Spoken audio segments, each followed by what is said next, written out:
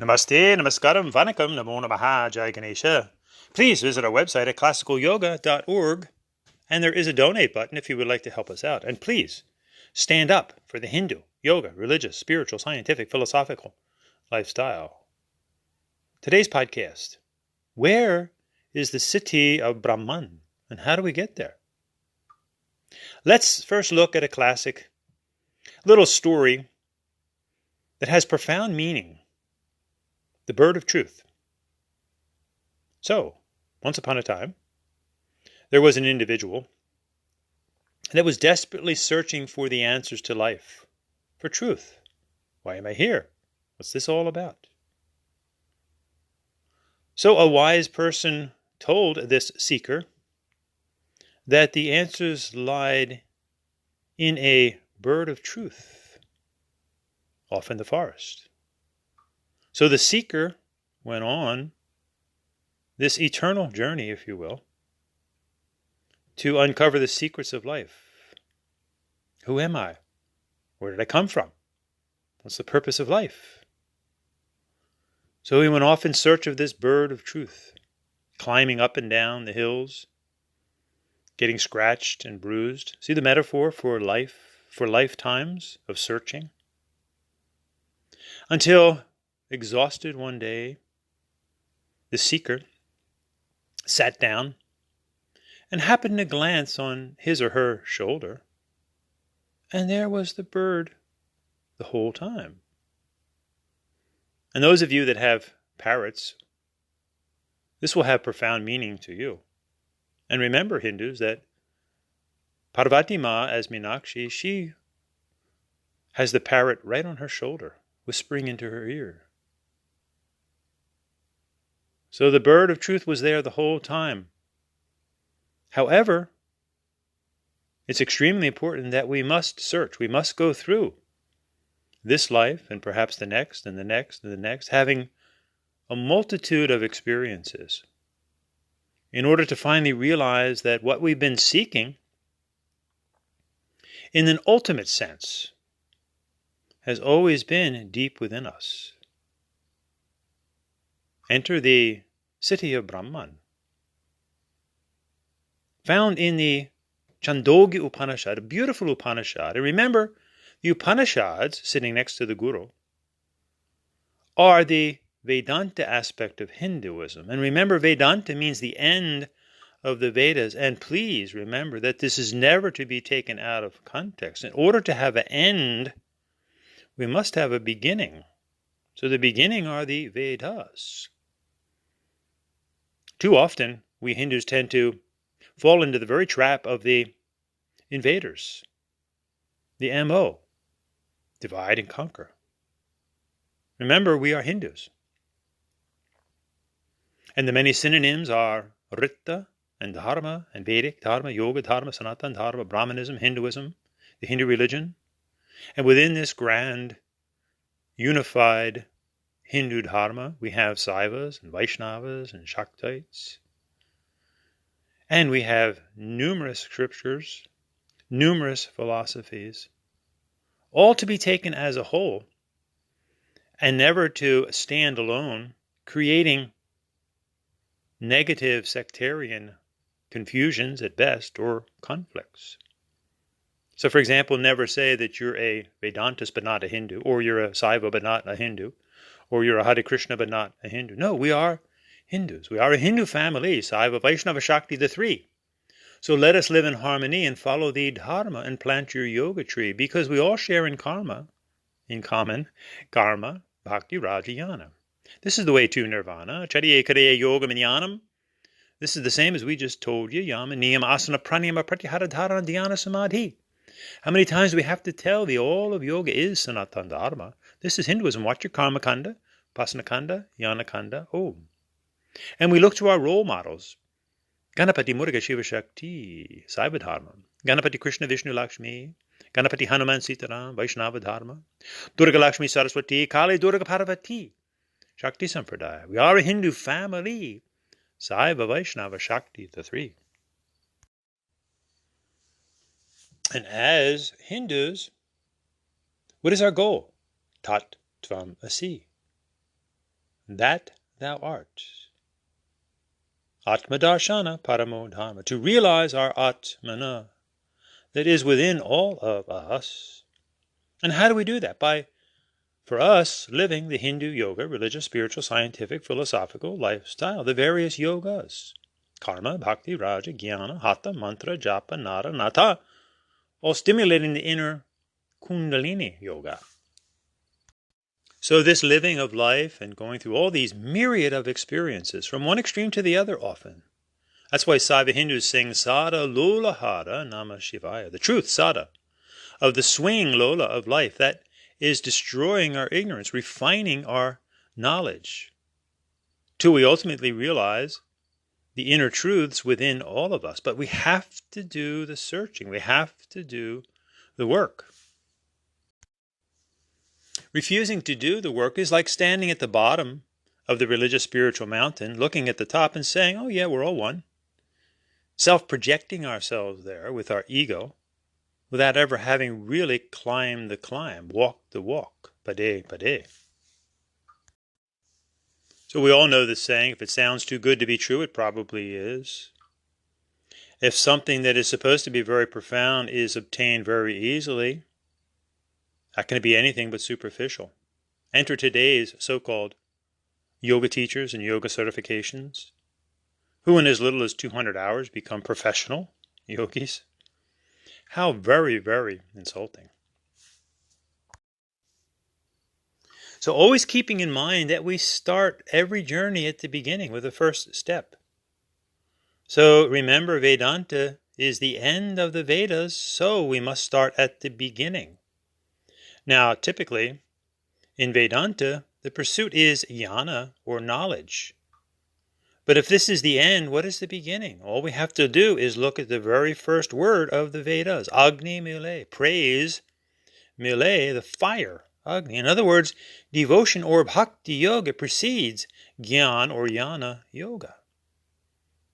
Devotion is actually the secret ingredient of life. Without devotion, we really won't accomplish anything in life. However, devotion must be predicated upon the first yoga, actually, for Hindus, is karma yoga, which is ethics and seva, or selfless service. Why? Because we can be devoted, bhakti yoga, to the wrong thing, the wrong person. So while devotion is the secret ingredient, Hindus call this bhakti yoga, laya yoga, puja, sandhya. While this is the secret ingredient of life, it must be predicated upon the first foundational yoga, the roots of the tree, if you will, karma yoga, so that we're devoted to goodness, to good things, to having a good positive goal in mind. Hence the classic 4 yogas of the Hindu yoga dharma, karma yoga, which are the ethics, the symbolism of vriksha, the tree, vrikshasana. And then from those roots rises the trunk, or bhakti yoga, reaching up into the branches and the leaves and the flowers of the royal state of Raja Yoga, contemplations, to the fruit of enlightenment, Jnana Yoga. So as Hindus, we do all the yogas. If we want to be a fully mature, blossoming, blooming, fruit-bearing tree, it's not pick and choose. We do karma, bhakti, raja, jnana, to reach this state of nirvana, if you will. Or the city of Brahman within, or the inner realization of the bird of truth. So in this classic Upanishad, Chandogya Upanishad, it begins with an understanding of the important role of the guru and the chela, or the shishya. In life, we all have teachers, starting with our mata and our pita, our parents. That's why Hindus look at them as their first gurus. But then we go on to have many, many teachers in life. As Hindus, we call these gurus. Guru is a Hindu teacher. And on we go as we learn from someone who has learned from someone else, and the cycle continues. So in this Chandogya Upanishad, there's a classic example of basically 3 ways that one can learn from a guru, from a teacher. So the first one is Satyakama, the lover of truth, who, though he had a guru, Gautama, a physical guru, a male guru. Remember, females would generally have a female guru ma. His guru Gautama sends him off into nature, into Bhumi Mata to learn, wherein he encounters Nandi. And Nandi teaches him the 4 legs of Brahman, which is basically teaching him karma, yoga, and bhakti yoga, and raja yoga, and gyan yoga. As Nandi teaches him direction, knowing where we are, where we've been, where we're going, first and foremost, direction. This is using logic and judgment and reasoning, vitarka, vichara, the first 2 signs of samadhi, according to the Saiva Hindu Guru Patanjali. So Nandi Devata, which is obviously Shiva's Vahana, teaches him first and foremost about direction, north, south, east, and west. Dhruva, Dakshina, Purva, Pachima. And notice in the Hatha Yoga asanas, we have asanas that focus on the various directions. And remember, Hatha Yoga, of all of our classic yogas, was the one that was never ever supposed to be on display. This was deep, esoteric, personal disciplines. Sadly, the secret is out, way out. Then Nandi sends Satyakama to the deity Agni. Many believe that's actually Skanda or Muruga, Jyoti. So Agni teaches him now about Bhakti Yoga. So he's had a good foundation with Nandi being the Dharma, and Karma, doing the right thing, finding direction in life, now ready for Bhakti Yoga, devotion. And so Agni teaches him about earth and water and air and ether. Remember, he's the fire deity, so fire's right there. Earth, water, fire, air, ether. As we go up the chakras. And also appreciate the elements. This is Bhakti Yoga. Notice a Hindu puja that combines all of the natural elements of life. Then Agni sends him to the next leg of Brahman, Hamsa. Ma Saraswati's Vahana, Hamsa. That I am. So I am that. Hamsa, who now teaches him about Raja Yoga contemplations and the inner fire and sun and moon and lightning, the inner Agnihotra, the inner Shakti, the fire, the Surya, the sun, the moon, Chandra, and the lightning, the Vajra, the Shushmana itself, the inner Shakti, the left and right brain, the Chandra and the Surya, which stimulates the Kundalini up the spine, the Vajra, fire, sun, moon, lightning, the thunderbolt, remember, held by Indra. And then Hamsa sends him to the 4th leg of Garuda, or the diver bird, where now Satyakama goes deep within, having walked the work, pade pade, prepared himself to go deep within. And Garuda, the diver bird, teaches him about the breath, the eye, the ear, the mind, prana, the bindi, the bindu. Remember, Puram Bindu Vajri Purush Tutaha, ancient Bindu Hindu, soulful warrior from the Rig Veda. Breath, eye, ear, Gajikanikaya, listening to the inner wisdom, unfolding the inner wisdom, listening to the inner voice. Breath, eye, ear, and then mind. Exploring the various aspects of the mind. The Madha, the Kasipta, the Viksipta, the Nirudha, the Ekagraha. From the conscious mind to the superconscious mind. Exploring areas of the mind so that we can eventually transcend this mind into the Atmana, that which is not the mind.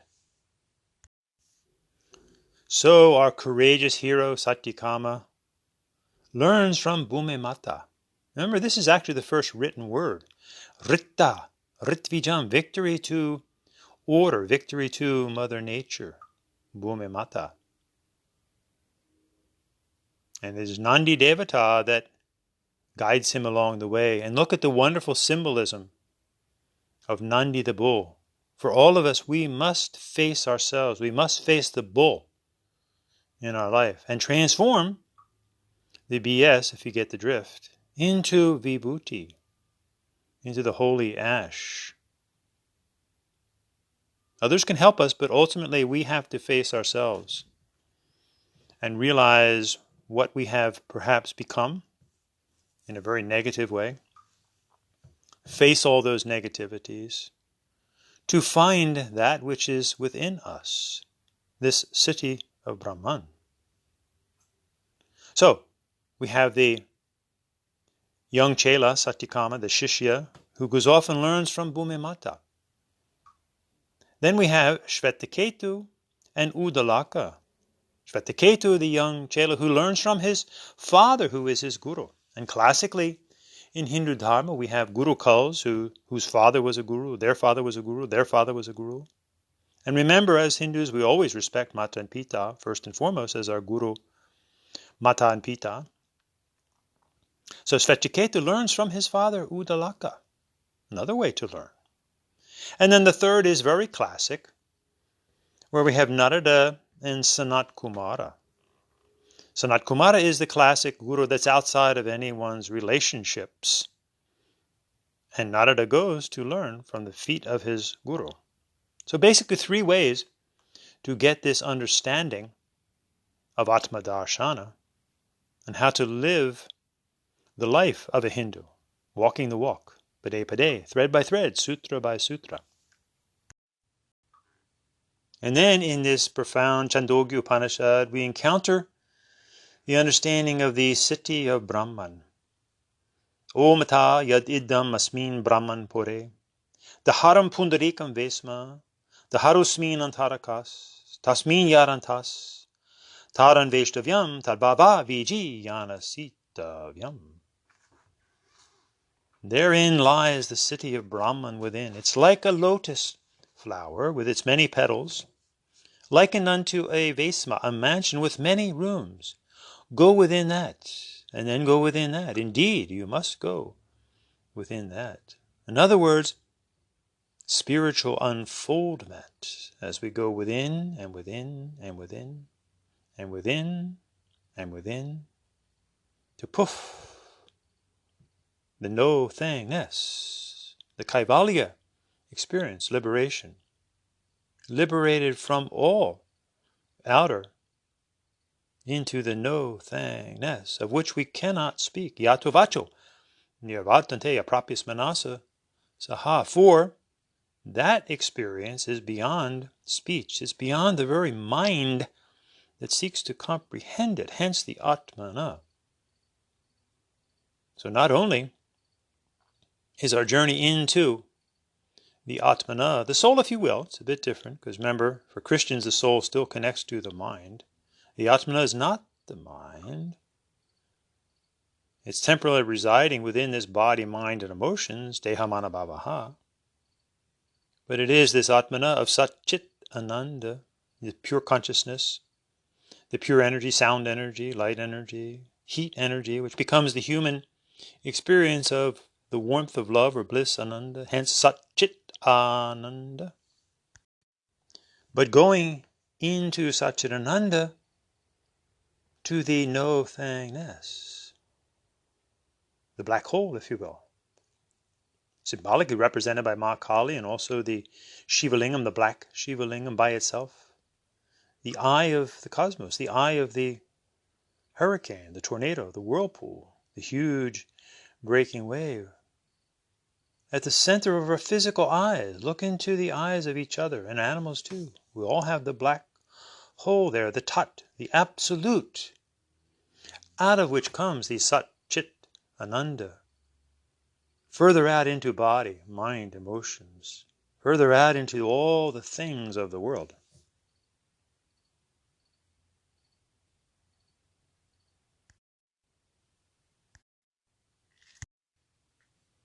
This black hole is really the end of the Vedas. Want a class in non-duality?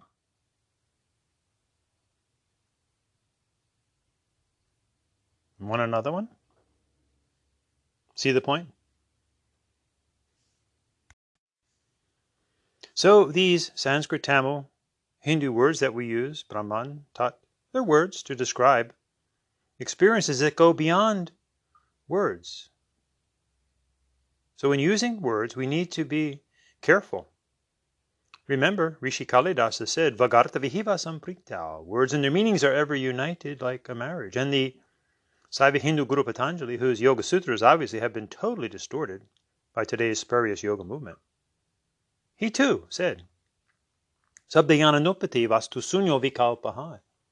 One enters into delusion, vikalpa, when they take word knowledge, sabdayana, that's devoid, sunya, of facts. Remember, it was Hindus that invented the void or the zero, sunyam, without which life does not compute, the binary system. So please remember that the word God is not a reference to this absolute. It's a reference to an anthropomorphic deity, a one male as opposed to goddess, creator, being. So please, fellow Hindus, do not misconstrue Brahman with God. God is a Christian term, and it's referring to a father. Our Father who art in heaven, not our mother, not our it. Brahman is an it, the greater forces of Sat Chit Ananda.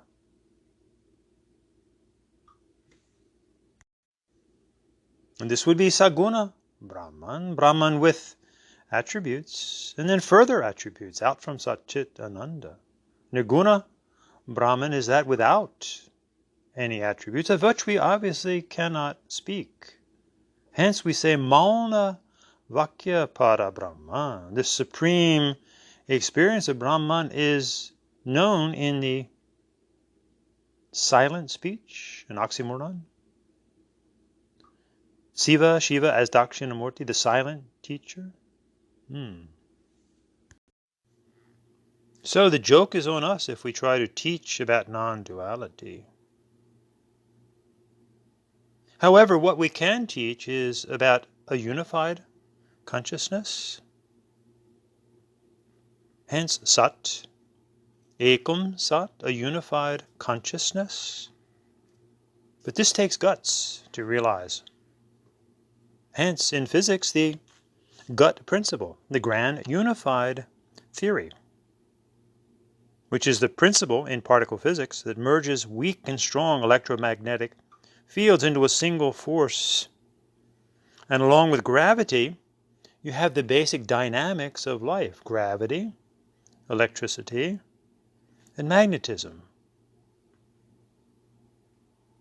In the Hindu Yoga Dharma, this would be Sat Chit Ananda, Ekam Sat, this grand unified theory, which then becomes all manner of name and form, nam and rup, to be respected, never confusing generalities and specifics. So out of this no-thingness, this absolute, of which we cannot speak, and remember, we all go there every single night when we go into the depths of sleep, where we have no consciousness of any beingness at all. But yet we do arise in the morning. There'll be a morning when we don't, obviously. But we do arise, so something must have been going on there in that absolute experience. We don't quite know what, because we're not in our mind. We're ethically out of our mind. Actually, this is the purpose of mysticism, to go ethically out of our mind, because we've all figured out many unethical ways to go out of our mind. The very goal of the Yoga Sutras of the Saiva Hindu Guru Patanjali, and remember these Yoga Sutras, this Yoga Darshana, one of 6 orthodox systems of Hindu philosophy, is really an intense manual for Hindu male renunciate yogis in training, not to be distorted into this spurious yoga movement of today, and certainly not the so-called Ashtanga yoga movement. Remember, the Yoga Sutras mention absolutely no specific asana at all. The goal is Kaivalya. The goal of liberation, Kaivalya, is Purushartha Sunyam, the inner no-thingness, the inner wealth of the Atmana, Purushartha Sunyam. So too with the ultimate calm wisdom or samadhi, tad evarta matra nirbhasa sunyam. That experience is beyond light, into the no thangness, the zero experience. Not to become something. So clearly today's so-called yoga is a complete distortion of the intent of the Saiva Hindu Guru Patanjali and all true mystics. Rather than becoming nothing, they become something to the extreme. Picture, personality, and price tag are the telltale signs of one very confused about the intent of religious spiritual life. So how do we get to this city of Brahman within?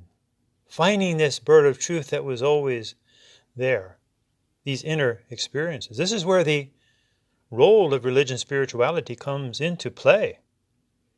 The rules, the regulations, the rituals, the path, if you will. Finding a path to get to that one point at the top and then perhaps rise above.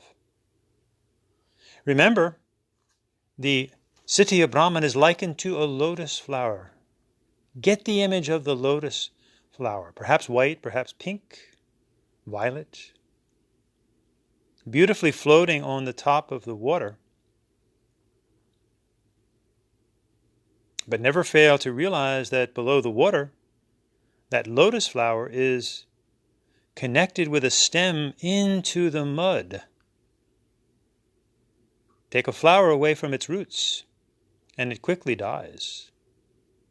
Take yoga away from the roots of Hinduism, and you have dead yoga.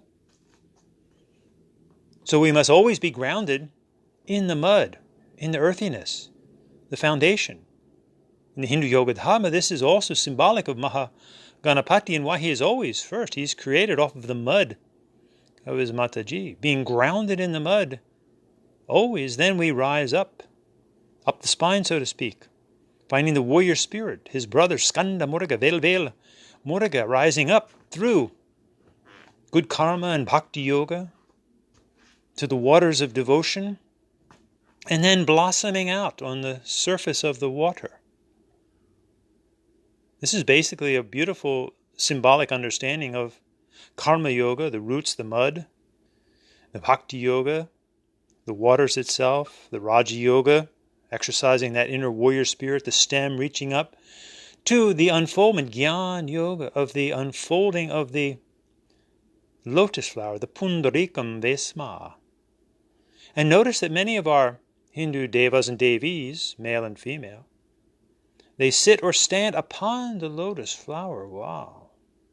A huge deity being able to stand or elevate really above the lotus flower, the delicate lotus flower, rising to the top and then ascending above the top of the mountain, ascending above the lotus flower.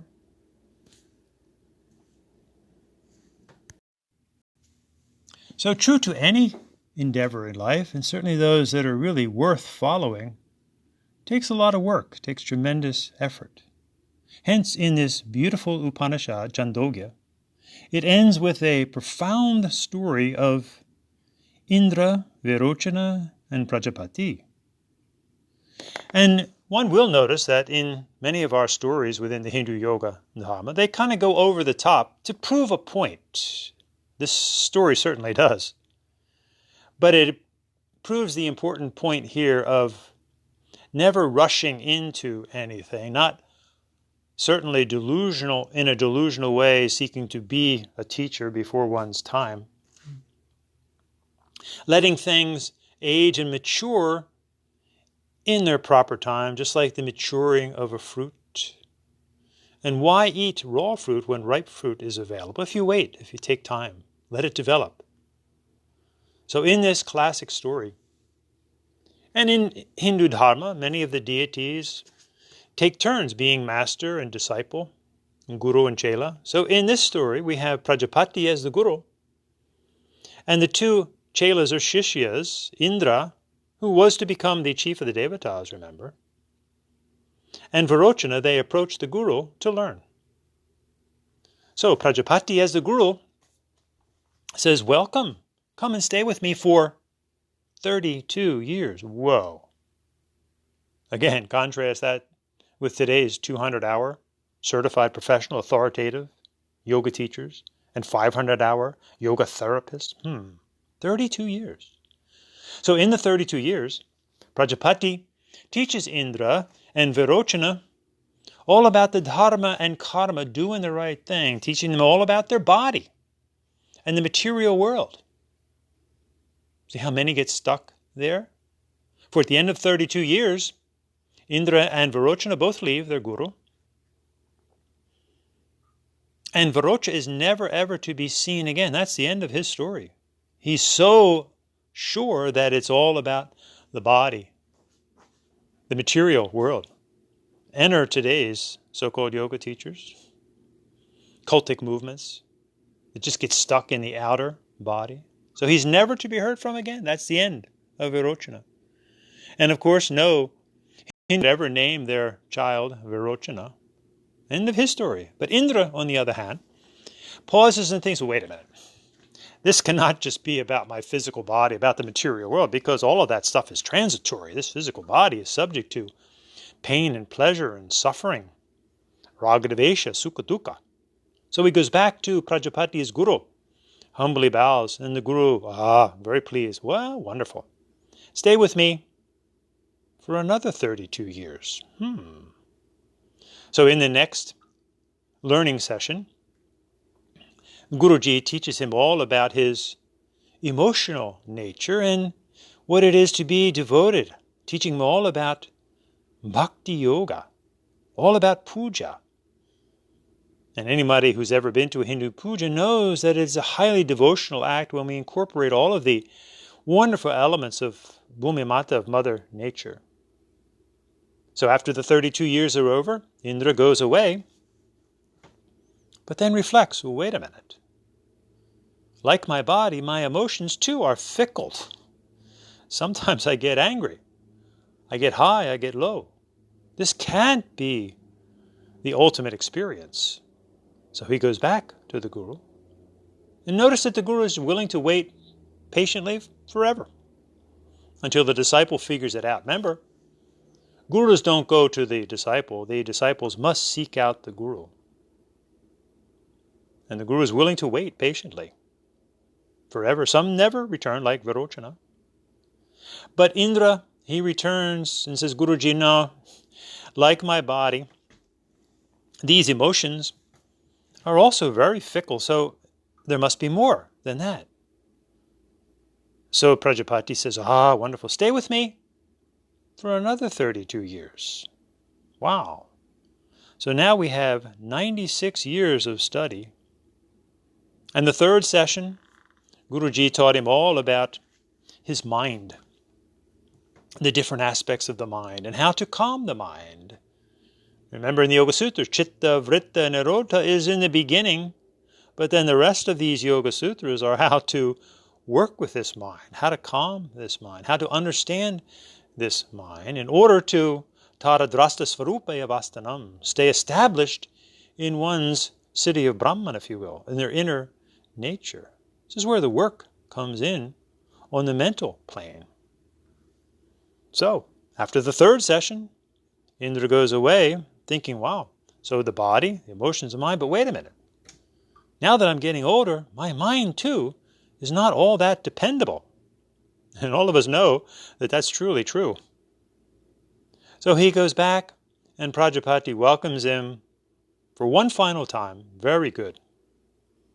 So after 96 years of training, Prajapati says, stay with me for another 5 years, which equals 101 years of training before Indra really becomes the chief of the Devatas, able to teach others. Of course, it's over the top, right? But the wisdom here is, don't be in a rush to be a teacher, to be a guru, to be a swami, to be a cleric, to be a priest, if you will. Take your time. Enjoy this journey. So after the final 5 years, Indra finally got total illumination, now having worked with his body, emotions, and mind to transcend them. It's an interesting game that we're playing. We work to develop the material world, the physical, the mental, and emotional, only to transcend it in the end, to go into that which is not the mind, the Atmana. Atmadarshana Paramo Dharma. Remember, Hindus, that along with all of our very important duties in life, our dharmas, the overriding one is to realize, see, experience darshan, our Atmana. Atmadarshana Paramo Dharma.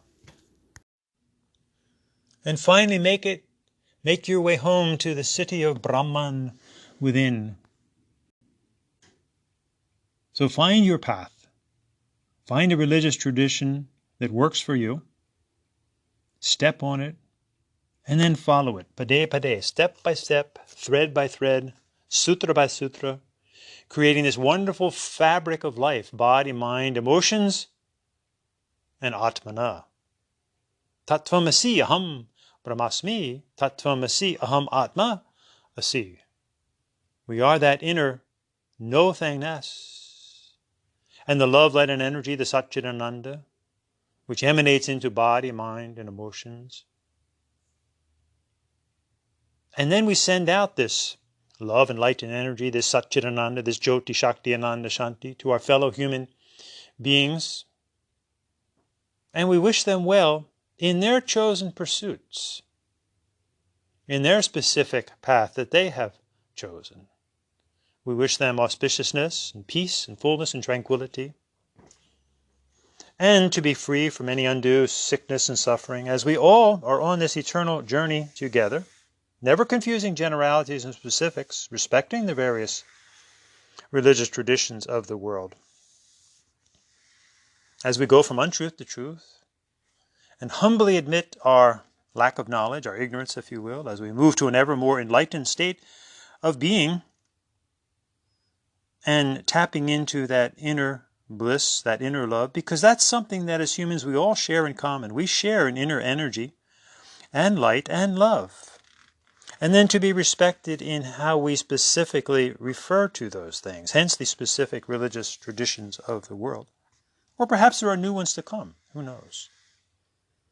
So as Hindus, we would say, Om Sarvesham Svastir Bhavatu, Sarvesham Shantir Bhavatu, Sarvesham Purnam Bhavatu, Sarvesham Mangalam Bhavatu, Sarve Bhavantu Sukhinaha, Sarve Santu Niramayaha, Sarve Bhadrani Pashyantu, Ma Kashchidukha Bhag Bhavet. Om Asato Ma Sadgamaya, Tamaso Ma Jyotir Gamaya, Mrityorma Amritam Gamaya. Om Shanti Shanti Shantihi. Om Ata Yadidam Asmin Brahman Pure, Harusmin Antarakas, Tasmin Yarantas Taran Veshtavyam Tarvava Viji Yanasita Vyam. Enjoy your journey, day after day, decade after decade, lifetime after lifetime. Om Shanti Shanti Shanti.